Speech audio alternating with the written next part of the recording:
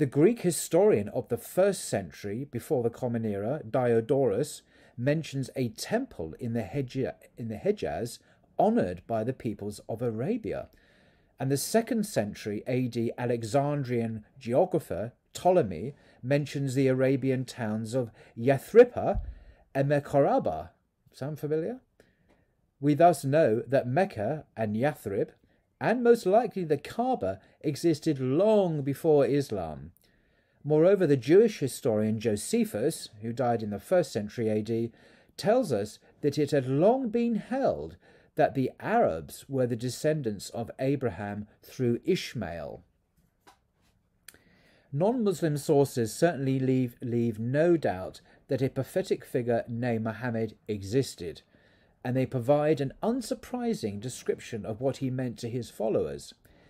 An anti-Jewish Christian text written in 634, just 2 years after Muhammad's death, notes how the armies of an Arabian prophet had conquered Palestine. Writing in the year 687, the Mesopotamian Christian monk John of Fanak wrote that the Muslims considered Muhammad to be their guide and instructor, who taught the Arabs to worship the one God in accordance with ancient law. He remarks how strictly they kept to the tradition of Muhammad. Another mid-8th century Syriac Christian writer tells us that Muhammad went on caravan journeys to Syria as a youth. An anonymous chronicle written in the mid-700s in the Zukin monastery in northern Mesopotamia calls Muhammad the first king of Arabs, who considered him a prophet because he turned them from polytheism to worship of the one God. Muhammad gave them laws and they called him the messenger of God. End quote.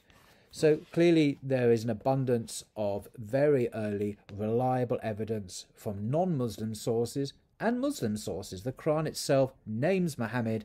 The Quran is now securely dated in the form even that we have it today, back to even the lifetime of the Prophet, or very shortly after his death, according to the majority view of Western scholars and obviously Muslim scholars too. So if you were to come across any YouTube videos or any other missionary propaganda casting doubt on Muhammad's existence, I do recommend you get a good, reliable, scholarly analysis of the facts from a world-class academic publisher to get the reliable, factual information and not rely on missionary propaganda. Till next time.